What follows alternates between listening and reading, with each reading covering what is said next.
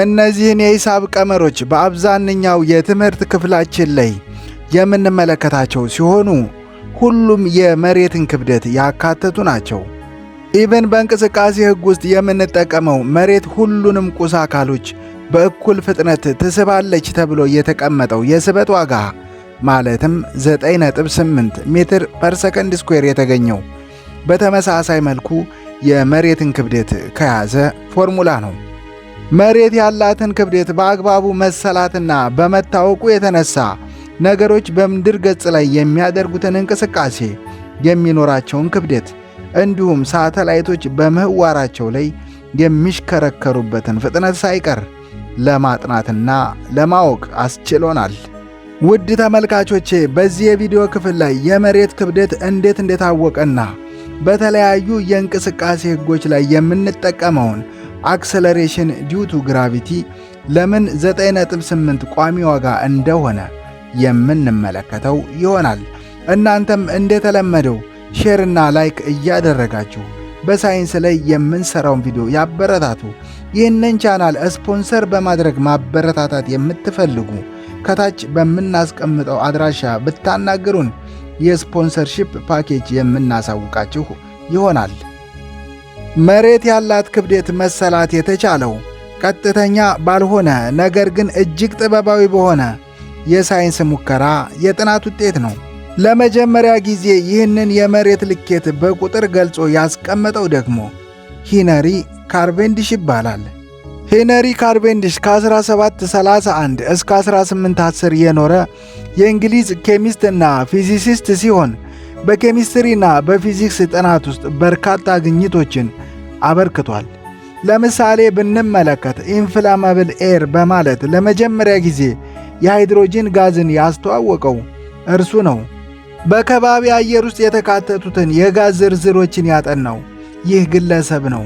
እንዲሁም በኤሌክትሪክሲቲ ጥናት ውስጥ ዘላይደን ጃር ተብለን የተማርነውን የመጀመሪያውን ካፓሲተር ያጠናው ይህ ግለሰብ ነው። በተመሳሳይ መንገድ ይህ ታላቅ ግለሰብ እጅግ አስገራሚና ፈጠራ የታከለበትን ሙከራ ተጠቅሞ ነው የመሬትን ዴንሲቲ ለመጀመሪያ ጊዜ በቁጥር ያስቀመጠው። አጠቃላይ ጽንሰ ሐሳቡ የሚጀምረው ከዚህ ነው።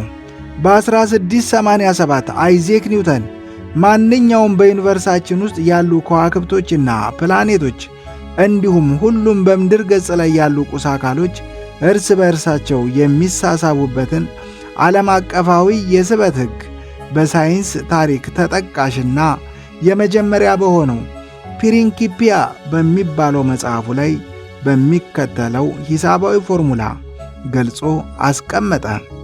ይህ ፎርሙላ ፎርስ ኦፍ ግራቪቲ ኢዝ ኢኳል ቱ ጂ ታይምስ ማስ ኦፍ እርዝ ታይምስ ማስ ኦፍ ኦብጀክት ኦቨር አር ስኩዌር የሚል ነው።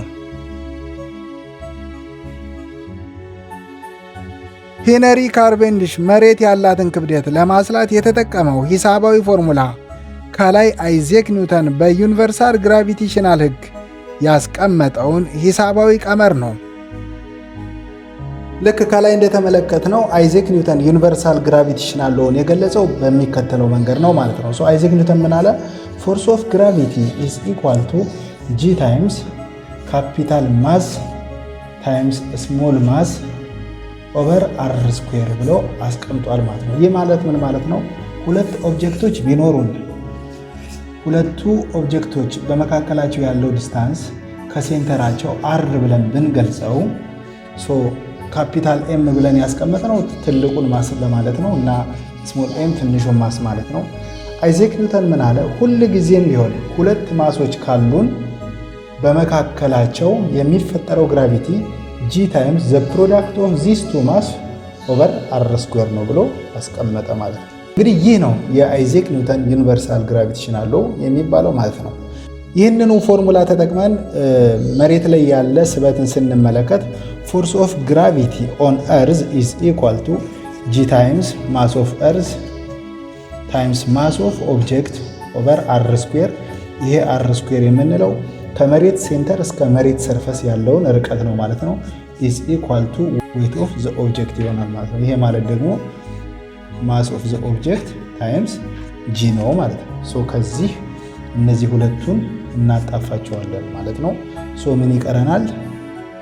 ጂ ታይምስ ማስ ኦፍ እርዝ ኦቨር አር ስኩዌር ኢስ ኢኳል ቱ ስሞል ሌተር ጂ። ይህ ደግሞ አክሰለሬሽን ዲው ቱ ግራቪቲ ነው። 9.8 ሜትር ፐር ሰከንድ ስኩዌር ነው ማለት ነው። እንግዲህ እዚህ ጋር ስንመለከት የምናውቃቸው ኮንስታንት ይህንኛውን ኦልሬዲ እናውቀዋለን። ይህንን ጂ አክሰለሬሽን ዲው ቱ ግራቪቲ ለመጀመሪያ ጊዜ ካልኩሌት ያደረገው ጋሊሊዮ ጋሊሊ ነው። ኢንክላይንድ ፕሌን ሰርቶ ልክ የተለያዩ ኳሶችን በዚህ ኢንክላይንድ ፕሌን ላይ እየለቀቀ ያለውን ሃይት ተጠቅሞ የሚፈጅበትን ፍጥነት ካልኩሌት አድርጎ ይህ ቁጥር እንዲመጣ ለመጀመሪያ ጊዜ ያሳወቀው እሱ ነው ማለት ነው። መሬት ያላትን ሬዲየስ ደግሞ ኢራቶስጥነስ የሚባለው የግሪክ ፊሎሶፈር ቀደም ብሎ ካልኩሌት አድርጎታል ማለት ነው። ያ ማለት ጂ ታይምስ ማስ ኦፍ እርዝ ኢዝ ኢኳል ቱ አር ስኩዌር ታይምስ ጂ ይሆናል ማለት ነው። ይህ ማለት ምን ማለት ነው? ጂ ታይምስ ማስ ኦፍ እርዝ ኢዝ ኢኳል ቱ አር ስኩዌር ታይምስ 9.8 ሜትር ፐር ሰከንድ ስኩዌር ይሆናል ማለት ነው። ይሄ ቁጥር አለ። ሶ የማናውቀው ይህንኛውን ግራቪቴሽናል ኮንስታንት እና ማስ ኦፍ ዘ እርዝ ነው ማለት ነው። ይህንን ማግኘት ከቻለን ማስ ኦፍ እርዝ ምን ይሆናል ማለት ነው? አር ስኩዌር ታይምስ 9.8 ሜትር ፐር ሰከንድ ስኩዌር ሲካፈል ለጂ ይሆናል ማለት ነው። ሶ ሄነሪ ካርቬንዲሽ ጂኒየስ በሆነ መንገድ ካልኩሌት ያደረገው ይህንን ነው ማለት ነው። ይህን ካልኩሌት ያደረገ ማስ ኦፍ እርዝን ሶልቭ አደረገ ማለት ነው። ካቬንዲሽ የመሬትን ክብደት ለማስላት የተጠቀመው ልክ በተመሳሳይ መንገድ ከላይ የገለጽኩትን ሂሳባዊ ፎርሙላ ተከትሎ ነው። መሬት ያላትን ዙሪያ ወይም ሰርከምፈረንስ ኢራቶስጥነስ የተባለውና በሦስተኛው ክፍለ ዘመን የኖረው የግሪክ ፈላስፋ የፀሐይ ብርሃን በተለያዩ ቦታዎች ላይ የምትፈጥረውን ጥላ በመጠቀምና በጂኦሜትሪ ልኬት በማስላት በቁጥር አስቀምጦት ነበር። ታዲያ ከላይ እንደገለጽኩት የመሬትን ክብደት ለማስላት ቀሪው መታወቅ የነበረበት አይዜክ ኒውተን ግራቪቴሽናል ኮንስታንት ብሎ በፎርሙላው የገለጸውና ሌተር ጂ ያለው የቁጥር ዋጋ ነበር። ይህንን ነው እንግዲህ ሄነሪ ካርቬንዲሽ እጅግ ጂኒየስ የሆነ መንገድ ተጠቅሞ ማስላትና በቁጥር ማስቀመጥ የቻለው። ሙከራው የምትመለከቱትን ይመስላል። ሁለት ተመሳሳይ ቁስ ያላቸው ስፔሪካል የብረት አሎሎዎችን በሌላ ቀጭን ብረት ጫፍ ላይ አገናኘ። ከዛም በገመድ ከፍ አድርጎ አንጠለጠለ ወይም ሰቀላቸው። በመቀጠልም ከሁለቱ ትንንሽ ክብ ብረቶች ወይም አሎሎዎች አጠገብ ሌላ ሁለት ተመሳሳይ ቁስ ያላቸውና ትልቅ ክብደት ያላቸውን ክብ ብረቶች አስጠጋ። ልክ አይዜክ ኒውተን በገለጸው የስበት ሕግ መሠረት እርስ በርሳቸው ተሳሳቡ።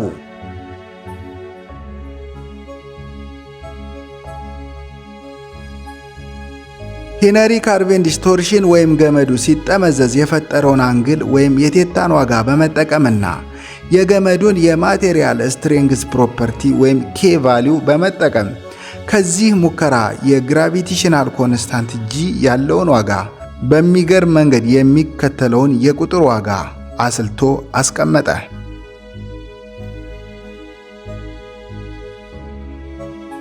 ሄነሪ ካርቬንዲሽ ይህንን የስበት ኃይል ያለውን ቋሚ ወይም ኮንስታንት ዋጋ ከላይ በተመለከታችሁት መንገድ አስልቶ በቁጥር ካስቀመጠ በኋላ እንዲሁም በኢራቶስጥነስ የተቀመጠውን የመሬት ሬዲየስ በተገለጸው የሂሳብ ቀመር ውስጥ ዋጋቸውን በመተካት በሚገርም መንገድና በምትመለከቱት የቁጥር ዋጋ መሬት ያላትን ክብደት መሰላት ተችሏል። እናም እንደተመለከታችሁት አስገራሚ የሚሆነው ይህ የቁጥር ዋጋ ብቻ አይደለም። ነገር ግን እጅግ በጣም አስገራሚ የሚያደርገው ይህ ከታች የማነሳላችሁ በመሬት ክብደት መታወቅ የተነሳ የተገኙ ገላጭ ሂሳባዊ ስሌቶች ናቸው። አንደኛው የትኞቹን ቁስ አካሎች በስበት ኃይል ተጎትተው የሚወድቁበትን ፍጥነት የተገኘው በሚከተለው የሂሳብ ፎርሙላ ነው። እናም እንደምትመለከቱት የመሬትን ክብደት ይዟል። ታዲያ ይህ አክሰለሬሽን ዲው ቱ ግራቪቲ 9.8 ሜትር ፐር ሰከንድ ስኩዌር ያለውን የሂሳብ ዋጋ ከላይ በተጠቀሰው ቀመር ተጠቅመን ስናሰላና እንዲሁም እጅግ ሴንሴቲቭ በሆነ የአክሰለሮሜትር ተጠቅመን ስንመለከተው የሚመጣው ውጤት እጅግ ትክክለኛና አንድ አይነት ዋጋ ነው። ሁለተኛው የመሬት ክብደት በመታወቁ የተገኘው ደግሞ ምድራችን ፀሐይን ለመዞር የሚፈጅባት ጊዜ ወይም 1 ዓመት የምንለው የሚፈጀው ጊዜ 365/4 ሲሆን ይህም በሚከተለው መንገድ የመሬትን ክብደት ከያዘ ፎርሙላ የተገኘ ነው። ሶስተኛው ደግሞ የትኛውም ሳተላይት ከመሬት ከፍ ብሎ በኦርቢት ላይ ለመሽከርከር የሚያስፈልገው ኦርቢታል ቬሎሲቲ የሚሰላው ያለምንም ሌላ አጋዥ ቅድመ ሁኔታ በምትመለከቱት ሂሳባዊ ፎርሙላ ነው። እናም ይህ ፎርሙላ እንደተለመደው የመሬትን ክብደት የያዘ ነው። ሌሎቹም ኤስኬፒንግ ቬሎሲቲ ኦፍ ሳተላይት፣ ፖቴንሺያል ኢነርጂ ኦፍ አን ኦብጀክት መሰላት የተቻሉት ይህንኑ የመሬት ክብደት ከያዘ ፎርሙላ ነው። ምስጋና ለካርፔንዲስ ጂኒየስ የሙከራ ግኝት ይሁንና ሁሉም ፓራቦሊክ ትራጀክተሪ ፓዝና ከላይ የተመለከታቸዋቸው ልኬቶች መሰላትና በቁጥር መታወቅ ችለዋል።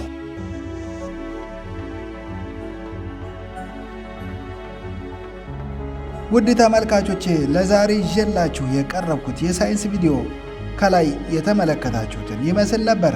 ቀጣይ በሌላ የሳይንስ ቪዲዮ እስከምንገናኝ ቸር ቆዩ፣ ቸር ሰንብቱ።